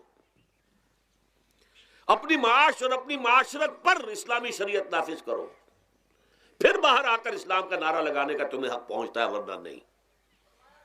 اگر تمہاری اپنی ذات پر دین نافذ نہیں، چہرے پر 12 بجے ہوئے ہو، اللہ تعالیٰ کے نبی کی سنت کا کہیں آثار دور دور تک نظر نہ آ رہے ہو، روزانہ پھاوڑا چلا رہا ہو آدمی نبی کی سنت کے اوپر شیو کر رہا ہو، اور پھر وہ کہے میں اسلام چاہتا ہوں. بھائی اللہ کے بندے پہلے ذرا یہ کمی پوری کر لے. اور اگر تیرے کاروبار میں کوئی حرام شے ہے، تیری معاش میں کوئی حرام شے ہے، کوئی سودی معاملہ کیا ہو، ختم کر اس کو. اللہ کے بندے بینک کی سروس کر رہا ہے، چھوڑ اس کو. اگر یہ کام کر لو، بے پردگی اختیار کی ہوئی ہے. اللہ نے تو پردہ سکھایا ہے، اللہ کے نبی نے پردہ سکھایا ہے، شریعت اسلامی نے پردہ رکھا ہے. مردوں اور عورتوں کا اختلاط پسند نہیں ہے. اس پر عمل کرو، پھر آنا میدان میں، پھر دوسروں کی غلطی جو ہے بتانا اس کو کہ یہ تم غلط کر رہے ہو، مشرف تم یہ کر رہے ہو، غلط کر رہے ہو، فلاں تم یہ کر رہے ہو، غلط کر رہے ہو، نواز شریف تم یہ کر رہے ہو، غلط کر رہے ہو. لیکن یہ ہے کہ اس سے پہلے اپنے اوپر. اسی لیے میں نے آپ کو بتا دیا وہ واقعہ کہ انہوں نے بتایا، بعد میں اور بھی آ گئے ہوں گے انشاءاللہ، مجھے امید ہے. لیکن جب میں ملا تھا تو انہوں نے کہا تھا ابھی صرف 28 آدمیوں نے بیعت کی. بہرحال عورتوں کا ایک حق ہے جو حضور نے بیان فرمایا اور قرآن مجید نے بیان کیا. عاشروہن بالمعروف، عورت کا اکرام ہو، بیٹی کی حیثیت سے بھی، بہن کی حیثیت سے بھی، بیوی کی حیثیت سے بھی، اور ماں کی حیثیت سے تو سمجھو کہ جنت جو ہے وہ ماں کے قدموں تلے ہے۔ الجنت تحت اقدام الامہات، فرمان ہے محمد رسول اللہ صلی اللہ علیہ وسلم کا۔ لہذا اکرام، عورت کا اکرام، عورت کی عزت، بیٹی کی حیثیت سے بھی، بہن کی حیثیت سے بھی، بیوی کی حیثیت سے بھی، اور ماں کی حیثیت سے بھی۔ عاشروہن بالمعروف، اپنی بیویوں کے ساتھ رہو بڑے طریقے پر، نیک طریقے پر، اچھے طریقے پر۔ حضور نے یہاں تک فرمایا خیارکم خیارکم لأہلیکم وانا خیرکم لأہلی۔ دیکھو مسلمانوں، اے میرے صحابیوں، تم میں سے بہتر لوگ وہ ہیں جو اپنے گھر والوں کے حق میں بہتر ہیں، نرمی کرتے ہیں۔ عورت کے بارے میں یہ بھی فرمایا، ایک مرتبہ سواری تیز دوڑا رہے تھے جو بھی اونٹ کو لے کے جانے والے تھے، جبکہ ہودج میں کچھ خواتین سوار تھیں۔ حضور نے فرمایا دیکھو نا، یہ نگینے ہیں جو سوار ہیں، ان کو زیادہ دھکے نہ لگواؤ تیز تیز اونٹ چلا کر، ان کے ساتھ نرمی ہو، ان کے ساتھ نیکی کی جائے، ان کے احساسات کا خیال رکھا جائے، ان کے ساتھ زیادتی نہ ہو، مار پیٹ کا کیا سوال، معاذ اللہ ثم معاذ اللہ۔ ان کے ساتھ جو ہے عاشروہن بالمعروف، بھلے طریقے پر گزارا کرو۔ یہاں تک فرمایا ہو سکتا ہے کہ کسی وجہ سے تمہاری بیوی جو ہے تمہاری نگاہوں سے گر جائے، اب آپ کے دل میں اتنی محبت نہیں رہی، لیکن اللہ فرماتا ہے دیکھو ہو سکتا ہے کہ اس میں کوئی پہلو ایسا ہو، تلاش کرو، کوئی پہلو ایسا ہو بہتری کا کہ جس کی وجہ سے تلاش کر کے اس کو اپنی نگاہوں میں مرکوز کر لو، تاکہ اس کے تمہارے دل میں اس کے لیے محبت دوبارہ اثر نہ ہو۔ اس پہلو کی وجہ سے جو تمہاری نگاہ سے اوجھل تھا، وہ اچھائی اس میں ہے، سیرت کی اچھائی ہے۔ صورت بہت اچھی نہیں ہے، اللہ نے سیرت اچھی دے دی ہے۔ جو کچھ دیا، جو اچھائی ہے، جو بھلائی ہے، اس کو تلاش کرو اور نگاہ کو وہاں پر جماؤ تاکہ تم ان کے ساتھ اچھا سلوک کر سکو۔ اس سے آگے آئیے، معاشی میدان ہے سب سے زیادہ سخت اور سب سے زیادہ کٹھن اور سب سے زیادہ ظالمانہ نظام۔ اس میں سب سے بڑا ظلم جو ہمارے پاکستان میں ہے وہ یہ زمینداری، غیر حاضر زمینداری، اور یہ جاگیرداری۔ محنت کرے کسان مزدور ہاری، عیش کرے جاگیردار زمیندار، یہ اس سے بڑا ظلم اور کوئی نہیں ہو سکتا۔ اور چونکہ ہماری معیشت بنیادی طور پر زرعی معیشت ہے، ہمارا تو زیادہ تر جو آبادی کا طبقہ ہے وہ کاشتکار ہے، لہذا سب سے بڑا ظلم جو ہو رہا ہے وہ در حقیقت یہ زمینداری، غیر حاضر زمینداری اور جاگیرداری۔ اب اس میں سمجھ لیجئے اس بات کو اچھی طرح، کتنا بڑا ظلم ہے۔ ایک شخص خود شہر میں رہ رہا ہے، لاہور میں، ساری سہولتیں اسے حاصل ہیں، کتنی سہولت ہوتی ہے، ٹوٹی کھولی اور پانی آ رہا۔ دیہات میں جا کے بیچارے کاشتکار کو معلوم ہو سکتا ہے کہیں سے دور سے پانی کھینچ کر لانا پڑتا ہو کسی کنویں سے، کہاں اسے یہ سہولت ہے کہ ٹوٹی کا کان مروڑا اور پانی حاضر، کہاں یہ سہولت ہے کہ بجلی کا بٹن اوپر سے نیچے کیا اور بکا روشن ہو گیا۔ یہ ساری سہولتیں بھی لے رہا ہے اور وہ تنخواہ بھی لے رہا ہے کوئی، یا کوئی کاروبار بھی کر رہا ہے، اور ایک زمین اس کے پاس ہے، فلاں ضلع میں میرا رقبہ ہے، اس رقبے پر جو کاشت کر رہا ہے آ کر اس کی کمائی میں سے، اس کی فصل میں سے آدھا بٹا کر لے جاتا ہے۔ کیا حق پہنچتا ہے اسے؟ یہ مزارعت جو ہمارے ہاں جس کو جائز قرار دے دیا گیا، یہ دور ملوکیت میں جائز قرار دیا گیا۔ بادشاہت جو ہے وہ چلتی تھی، جیسے آپ نے کن کھجورا دیکھا ہے نا، اس کے بہت سی ٹانگیں ہوتی ہیں، کن کھجورے کی کتنے پاؤں ہوتے ہیں، سینکڑوں۔ ایسے ہی بادشاہوں کے یہ پاؤں ہوتے تھے، جاگیردار، 3000 منصبدار، 5000 منصبدار، 20,000 منصبدار، 30,000 منصبدار، یہ جاگیردار بڑے بڑے علاقے ان کے پاس ہے۔ اب ظاہر بات ہے کہ وہ خود تو کاشت نہیں کر سکتے نا، انہیں تو مزارع چاہیے، لہذا مزارعت کے جائز ہونے کا فتویٰ دیا گیا۔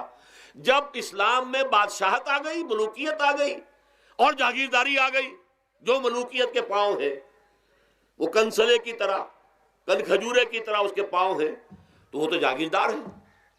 یہ ہے جس کی وجہ سے امام ابو حنیفہ نے کہا مزارعت حرام ہے، جس کی زمین ہے وہ کاشت کرے، یا حضور کی حدیث ہے کہ چاہے اپنے بھائی کو دے دے تو ایک دانہ لینے کا حقدار نہیں ہے۔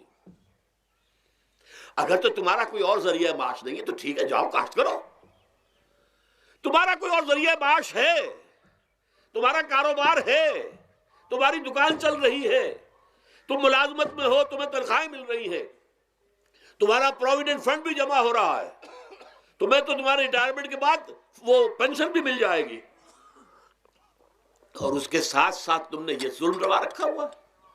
زمین اگر ہے یا تو جاؤ کاشت کرو، ورنہ یہ کہ اس زمین کو دے دو اپنے کسی بھائی کو، ملکیت تمہاری رہے گی، کاشت وہ کرے گا تو جو فصل ہوگی اس کی برداشت بھی وہی کرے گا، وہی لے کر جائے گا۔ یہ فتویٰ ہے امام اعظم امام ابو حنیفہ رحمۃ اللہ علیہ کا، یہی فتویٰ ہے امام مالک امام دار الحجرہ امام مدینہ امام مالک رحمۃ اللہ علیہ کا، دونوں کا فتویٰ یہ ہے، اور عظیم ترین یہی دو ہیں، اولین بھی یہی دو ہیں، عظیم ترین بھی یہی دو ہیں۔ امام شافعی بھی شاگرد ہیں امام مالک کے، امام احمد ابن حنبل شاگرد ہیں امام شافعی کے۔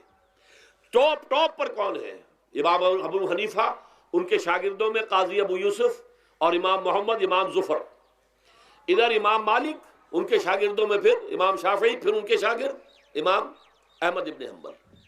ٹاپ پر دونوں یہ کہہ رہے ہیں کہ حرام، مزارعت حرام، جس کی زمین ہے خود کاشت کرے۔ یہاں یہ ہے کہ خود کاشت نہیں کر سکتا تو اپنے بھائی کو دے دے، بس ٹھیک ہے، اس میں سے کوئی حصہ لینے کا وہ حقدار نہیں ہے۔ جو محنت کرے، جو خون پسینہ اپنا لگائے، وہی اس سے ساری جو ہے آمدنی اس کو حاصل ہونی چاہیے۔ یہ مجھے حال ہی میں، یہ آپ کے علم میں ہونا چاہیے، یہ فتویٰ دیا ہے قاضی ابو یوسف اور امام محمد نے کہ مزارعت حلال ہے، جائز ہے۔ شرطیں لگائی انہوں نے کہ بیج بھی زمیندار دے، کوئی جانور وغیرہ ہے تو وہ بھی زمیندار کا ہو، اگر کوئی ٹریکٹر ہے تو اس کی بھی پیمنٹ جو ہے زمیندار کرے۔ یہ ہے شرطیں، یعنی اس کا کوشش کی ہے کہ اس جاگیرداری کا ڈنک جو ہے کم ہو جائے، اس مزارعت کے اندر جو مضرت ہے وہ کم ہو جائے، لیکن یہ کہ اصلاً اسے جائز قرار دے دیا۔ ہمارے ہاں کون شرطوں کو کون دیکھتا ہے، آداب کو کون دیکھتا ہے، قواعد و ضوابط کو کون، ہنیئن وریا، جیسے کہ ماں کا دودھ پیتے ہیں ایسے ہی یہ مزارعت کی جو آمدنی ہے اس کو کھا رہے ہیں۔ حرام ہے، حرام ہے، حرام ہے۔ حال ہی میں ابھی ملاقات ہوئی میری مولانا زاہد الراشدی صاحب، آپ کے بہت قریب گجرانوالے میں، جو اس کی سب سے بڑی مسجد ہے، اس کے خطیب ہیں۔ انہوں نے بتایا ملا علی قاری نے بھی یہ لکھا، جو بہت بعد کے حنفی جو ہے وہ فقیہ ہیں، کہ دلائل تو وہی ہیں جو امام ابو حنیفہ نے دیے ہیں، دلائل تو ان کے ساتھ ہیں، لیکن مصلحت ہے جو جس کے تحت یہ فتویٰ دیا گیا۔ یہاں تک کہ مولانا شبیر احمد عثمانی کے ساتھ دست راست سمجھ لیجئے ظفر احمد عثمانی رحمۃ اللہ علیہما، انہوں نے بھی یہ لکھا ہے کہ دلائل تو امام صاحبی کی رائے کے حق میں جاتے ہیں، لیکن یہ کہ ہمارے ہاں تقلید کا ایسا ایک قلادہ گردنوں میں ڈال دیا گیا ہے، چونکہ ہمارے بزرگوں نے فتویٰ دے دیا، قاضی ابو یوسف نے امام اور قاضی اور امام محمد نے، لہذا فتویٰ تو اسی پر چلے گا۔ میں نے ان سے بات کی اور ان کا ڈٹ کر میں نے کہا میدان میں آئیے، نہ کام کیجیے، جب تک یہ مزارعت ختم نہیں ہوتی ہے، جب تک جاگیرداری اور زمینداری ختم نہیں ہوتی ہے، اس ملک میں کوئی سیاست صحیح آ ہی نہیں سکتی۔ یہ سیاست تو وڈیروں کا، جاگیرداروں کا، بڑے بڑے زمینداروں کا کھیل ہے۔ یہ آپ نے پتہ نہیں نام سنا ہے کہ نہیں، میوزیکل چیئرز گیم، یہ ہوتا ہے ان کا کھیلنے والوں کا، بہت زیادہ دولت والے جو ہیں، یہ ان کا کھیل ہے۔ ان کو کام تو کوئی کرنا نہیں ہوتا، جاگیردار ہے، اسے کو کام کرنا ہے۔ وہ بیٹھ کر ایک کلب بنا رکھی ہے، یہ پارلیمنٹ کیا ہے، کلب ہے، وہاں بیٹھ کے وہ اپنا وقت گزاری کرتے ہیں۔ یہ پوائنٹ آف آرڈر آ گیا ہے، اور یہ جو ہے ہماری حقوق جو ہے، پریولیج موشن آ گئی ہے، وہ کرتے نہیں گفتگو بیٹھ کر۔ تو یہ جان لیجئے کہ یہ ظلم کس نے کیا ہے؟ یہ خود کردہ ہے، یہ ہم نے اس نظام کو برداشت کیا ہوا ہے۔ جب تک ہم نہیں اٹھیں گے یہ نظام ختم نہیں ہوگا۔ خود کردہ کا علاج خود ہی کرنا ہوگا۔ یہ غلط نظام جو چلا آ رہا ہے، جب تک کہ اس کو ہم بدلیں گے نہیں، اس کو ختم نہیں کریں گے، اس وقت تک یہ ظلم کیسے ختم ہوگا؟ اس سے آگے آئیے، ایک ہے کارخانے دار۔ کارخانے دار کو اور مزدور کو آپ نے چھوڑ دیا کہ باہم طے کریں۔ کارخانے دار کہتا ہے میں تو صاحب آپ کو 15 روپے دوں گا، کام کرنا ہے تو کریں، نہیں کرتے تو نہ کریں۔ آپ نے زیادہ سے زیادہ یہ کیا کہ نہیں، یہ ویج بہت کم ہے، آپ نے ایک یونین بنا لی، کچھ ہڑتال کر دی۔ اچھا ہڑتال کر دی، 10 دن کی ہڑتال کے بعد غریب مزدور کا تو بچہ ہو سکتا ہے بھوکا مرنے لگے، کارخانے دار کی صحت پہ کوئی اثر پڑے گا؟ اس میں لاکھوں ہیں، کروڑوں ہیں، اس کی صحت پر کوئی اثر نہیں پڑتا۔ لہذا یہ ظلم ہے۔ اس ظلم کا علاج کیا ہے؟ اگر یہ ضمانت ریاست کی طرف سے ہو، حکومت کی طرف سے، کہ اگر تمہیں تمہاری مناسب مزدوری نہیں ملتی مت کرو کام، لیکن تمہارے بچے کو بھوکا ہم نہیں مرنے دیں گے، تمہیں سبسسٹنس الاؤنس دیں گے، ان ایمپلائمنٹ الاؤنس دیں گے، ہم زکوٰۃ کا نظام قائم کریں گے جس کے تحت کہ انڈر رائٹ کر دیں گے، طے کر دیں گے، لکھ دیں گے کہ ہر شہری کی بنیادی ضروریات کی کفالت ریاست کے ذمے ہے۔ اب اگر ایسا ہے تو ایک آدمی پاؤں جما کر بات کرے گا نا کارخانے دار کے ساتھ، ایک امپلائی جو ہے امپلائر سے بات کرے گا پاؤں جما کر، جناب آپ مجھے تنخواہ کم دے رہے ہیں میں کام نہیں کروں گا۔ لیکن اب کیا ہے؟ جناب آپ مجھے تنخواہ کم دے رہے ہیں میں کام نہیں کروں گا۔ مالک کہتے جاؤ دفعہ ہو جاؤ، پھر وہ کیا کہتا ہے؟ اچھا جی میں اسی تنخواہ پہ کام کروں، اس کا تو کوئی فائدہ، اسی کی جائے کہاں وہ؟ مارکیٹ میں تو سرمایہ داروں کا گٹھ جوڑ ہے، انہوں نے کارٹلز بنا رکھے ہیں، وہ تو ظاہر بات ہے کہ وہ ویج نہیں بڑھائیں گے، الا یہ کہ مزدور کی پوزیشن ایسی ہو کہ وہ بھی ڈٹ کر کھڑا ہو جائے۔ اور وہ ڈٹ کر کھڑا کب ہوگا؟ جب اس کو ضمانت ملی ہوئی ہو ریاست کی طرف سے، حکومت کی طرف سے، کہ اگر تمہارے پاس جاب نہیں ہوگا، کام نہیں ہوگا، تمہارے پاس کوئی مزدوری نہیں ہوگی تو تمہیں اتنا وظیفہ تو ہر مہینے ملتا رہے گا جس سے تم اور تمہارے اہل و عیال جو ہے وہ کم سے کم زندہ رہ سکو۔ پھر کھڑے ہو کر بات کر سکتا ہے مزدور، پھر صحیح جو ہے ان کے درمیان معاہدہ ہوگا تو وہ منصفانہ ہوگا، عادلانہ ہوگا۔ جب تک یہ نہیں ہے، اور یہ نظام کیسے ہوگا؟ جب تک کہ زکوٰۃ کا نظام قائم نہ کیا جائے۔ اب زکوٰۃ کا بھی ایک نظام تو وہ تھا جو بدنام کرنے کے لیے زکوٰۃ کو ضیاء الحق صاحب نے نافذ کیا، وہ تو بدنامی ہے، وہ تو سود کا کمیشن ہے کہ سود میں آپ کو اگر 6% ملتا تھا تو 2.5% انہوں نے کاٹ لیا، 3.5% آپ کو دے دیے، تو سود میں سے حصہ لے لیا ہے نا۔ سود کو حرام کریں اور زکوٰۃ پورے مال پر، سارے تجارتی اموال پر مال زکوٰۃ لے۔ آپ کی دکان میں جناب 10 لاکھ کا مال پڑا ہوا ہے، 2.5% کے حساب سے دے دیجئے، کتنا من اکاؤنٹ آپ کر لیجئے گا۔ کوئی ایک ہے سٹاکسٹ، آپ کے گودام میں اتنا سٹاک پڑا ہوا ہے، اتنی مالیت کا 2.5% دیجئے، تمہاری اتنی بھیڑیں بکریاں ہیں، اتنی بھیڑیں اتنی بکریاں نکال دو۔ جب تک کہ تمام اموال میں سے زکوٰۃ نہ لیجیے، یہ کیا کہ بینک کے اندر جو جمع ہے اس پر سے زکوٰۃ کاٹ لی، انا للہ و انا الیہ راجعون، نام اس کا زکوٰۃ رکھا ہے، اور خیرات کا ایک نظام بنا دیا، کچھ خیرات اور کچھ سیاسی جو ہے اپنا ہتھ کنڈا، کہ وہ کے ناظمین زکوٰۃ جو بن رہے ہیں اور زکوٰۃ کونسلیں بن رہی ہیں، وہ سب کون ہیں؟ جو ہمارے سیاسی طور پر ہمارے ساتھی ہیں، ہمارے ورکرز ہیں، اور پھر جتنے غبن ہوئے ہیں اور جتنا اس کے مس اپروپریشن، سب کو معلوم ہے ہمارے معاشرے میں۔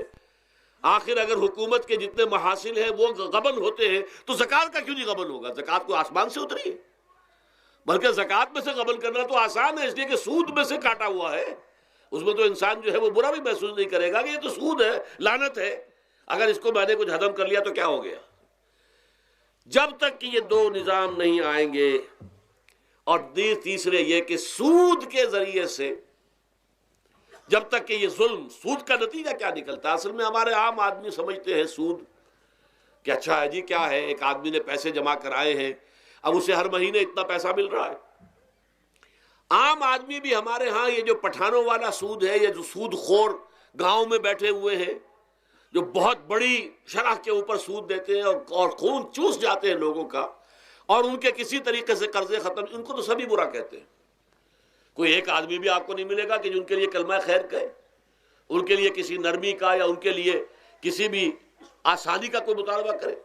البتہ یہ جو بڑا سود ہے، بینک کا سود، کاروباری سود، اس کی شناخت لوگوں پر واضح نہیں ہے۔ یہ ایک بہت بڑے پیمانے پر یہ برائی جو ہے آپ کو انڈیویجول پر نہیں نظر آ رہی۔ انڈیویجول تو بظاہر سمجھتا ہے ایک فرد، بھائی ٹھیک ہے، مجھے دکان کے لیے مجھے قرض چاہیے تھا، مجھے قرض مل گیا، میں اپنا کاروبار کر رہا ہوں، تو میں جو کمائی کر رہا ہوں اس میں سے بینک کو بھی حصہ دے رہا ہوں اپنا، اس کے سود کا، اس میں کیا خرابی ہو گئی؟ اس کی خرابی سمجھ میں آتی جب آپ کو معلوم ہو اسی سود کے ذریعے سے دنیا میں اس وقت ایک چھوٹی سی اقلیت ہے، کل 1 کروڑ یا 1.25 کروڑ یہودی، اور پوری دنیا کی دولت کے اوپر قابض ہو کر بیٹھ گئے. یہ سارا وہ بینکنگ نظام جو یہودیوں نے بنایا، یہ IMF ورلڈ بینک جس کے ہم اس وقت غلام بن کر رہ گئے. ہمارا چیف مارشل ایڈمنسٹریٹر اسے کہیں یا چیف ایگزیکٹو کہیں، ہمارا تو حکمران ہے، ہمارا بادشاہ ہے اس وقت. اور وہ بادشاہ سلامت کہتے ہیں کہ یہ IMF اور ورلڈ بینک کے لوگوں کے گوڈے ہمیں پکڑنے پڑتے ہیں، گوڈے گٹے. کیوں؟ ہم غلام ہیں ان کے، اور ہم جکڑے ہوئے اس سود کے اندر. پوری دنیا کو یہودی سود خوروں نے در حقیقت اپنے شکنجے میں جو جکڑا ہے، جس طریقے سے کہ ان کو اپنے اندر ایک اپنے پورے ہتھ کنڈوں کے اندر جو باندھ کے رکھ دیا ہے، یہ سود کے ذریعے سے. اور اس کا نتیجہ کیا نکلتا ہے؟ دیکھیے، امریکہ میں کہتے ہیں بڑی جمہوریت ہے، لوگ ووٹ دیتے ہیں، لیکن حقیقت اگر لوگ جانتے ہوں کہ دیوے استبداد جمہوری قبا میں پائے کو، تو سمجھتا ہے یہ آزادی کی ہے نیلم پری. ہم نے خود شاہی کو پہنایا ہے جمہوری لباس، جب ذرا آدم ہوا ہے خود شناس و خود نگر. اب امریکہ میں اصل میں کیا ہے؟ امریکہ میں کیپٹلسٹ کا نظام ہے. یہ حکومت کس کی ہے؟ سرمایہ داروں کی ہے. جو کروڑ پتی نہ ہو وہ الیکشن نہیں لڑ سکتا. اور کروڑ پتی جو ہے اپنے پیسے کی بدولت وہ صحافیوں کو خرید لے گا، ٹیلی ویژن چینلز خرید لے گا، وہ لوگوں کے ذہنوں پر چھا جائے گا، آ جائے گا. یہ گورنمنٹ آف دی کیپٹلسٹ ہے، ناٹ عوام. یہ دھوکہ ہے، فریب ہے سرمایہ داروں کا. وہاں وہ جاگیردار اس طرح کے نہیں ہیں، سرمایہ دار ہیں. وہاں جاگیرداری کی وہ حیثیت نہیں رہی، اس لیے کہ ان کے تحت آدمی نہیں ہوتے. وہ تو اگر بڑے بڑے رینچ ہیں، بڑے بڑے اگر فارم ہیں، تو وہاں بھی آپ کو معلوم ہے کہ چونکہ مشینوں کے ذریعے سے بوائی بھی ہو رہی ہے اور ہل بھی چل رہا ہے مشینوں سے، بوائی بھی مشینوں سے، کٹائی بھی مشینوں سے، تو زیادہ انسان کی ضرورت ہی نہیں رہی. لہذا وہ سیاسی نظام وہ نہیں ہے جو یہاں کا ہے، لیکن وہ زمیندار بھی وہاں کا کیپٹلسٹ ہے، نظام کیپٹلسٹ کا ہے. تو در حقیقت یہ ڈیموکریسی جو ہے، اس سے جو کہتے ہیں government of the people by for the people, نہیں، گورنمنٹ آف دی کیپٹلسٹ، سرمایہ دار کی حکومت ہے. اور سرمایہ دار جو ہے اس نے اپنی کلب بنائی ہوئی ہے، بیٹھا ہے. پارلیمنٹ ہے، یہ کانگریس ہے، یہ سینٹ ہے، یہ سرمایہ داروں کی کلب ہے. باقی عوام کے لیے وہاں کیا ہے؟ واقعہ یہ ہے کہ عام آدمی امریکہ کا بھی یہ ضرور ہے کہ بنیادی ضرورتیں محنت کر کے خون پسینہ ایک کر کے اپنی وہ حاصل کر لیتا ہے، لیکن بہت نچلی سطح پر ہے. عام آدمی وہاں بھی بہت نچلی سطح پر ہے. اور ایسے لوگ ہیں معدود گنتی والے جو 40 50 بلین کا ایک چیک لکھ سکتے ہیں، وہ سب یہودی ہیں. House of Rothschilds, house of Goldsmiths, یہ سٹی بینک جو یہاں بھی آ گیا ہے اپنی ساری گندگیاں پھیلانے کے لیے، سٹی ہاؤسز اور سٹی کار، یہ کیا ہے؟ یہ جکڑ لینا ہے آپ کو. آپ کو ذرا سا دھوکہ دیا، جاؤ جی لے لیجئے کوٹھی لے لیجئے، ہم آپ کو قرض دیتے ہیں. آپ پھول گئے، اتنی بڑی کوٹھی کا میں مالک ہو گیا. اب جب اس کا قرض دینے کا چکانے کا معلوم ہوا کہ میں تو غلام ہو کر رہ گیا ہوں، جو کماؤں وہ سارا کا سارا ان کی قسط کے اندر چلا جائے گا. اور اگر خدا نہ خواستہ کہیں ڈیفالٹ کر گیا تو جتنا میں نے دیا تھا وہ بھی ہضم، اور مکان وہ ضبط کر کے اور نیلام کر دیں گے. اللہ خیر صلی اللہ.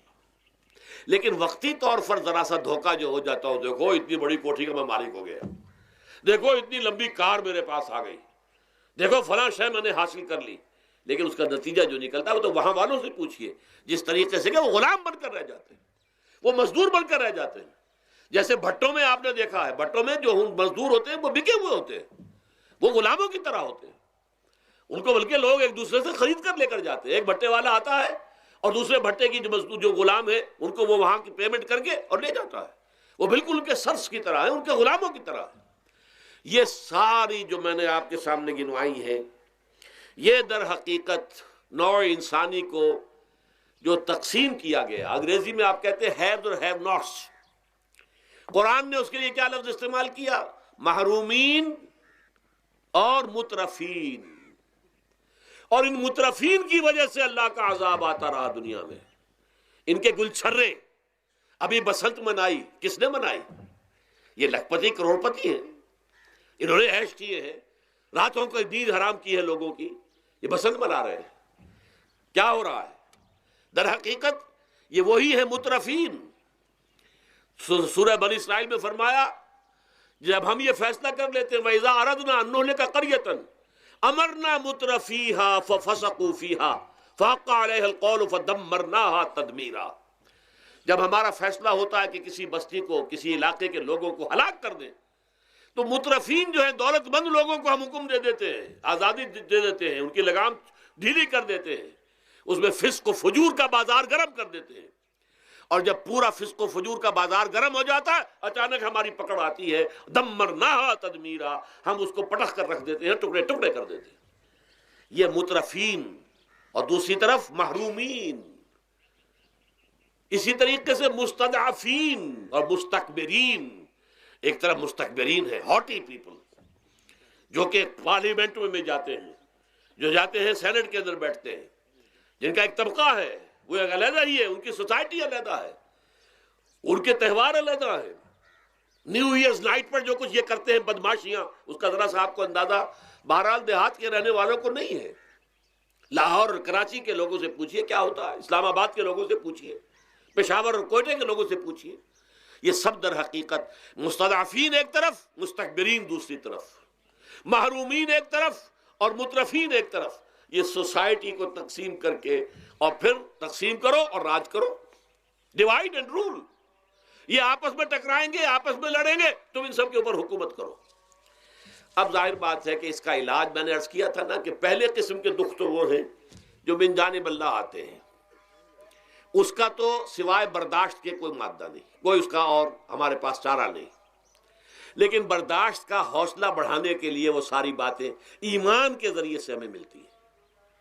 لیکن یہ جو خود کردہ ہے، اپنے غلط نظام کی وجہ سے جو دکھ ہم نے پھیلا رکھا ہے، جو محرومی پھیلا رکھی ہے، جو بھوک پھیلا رکھی ہے، جو لوگوں پر ظلم کا جو ہے بازار گرم ہو رہا ہے، چاہے وہ سماجی سطح پر ہے، گھروں میں ہے، چاہے بازاروں میں ہے، چاہے مارکیٹوں میں ہے، چاہے کھیتوں میں ہے، چاہے کارخانوں میں ہے، یہ سب ہمارے غلط نظام کا نتیجہ ہے، یہ اللہ کی طرف سے نہیں ہے.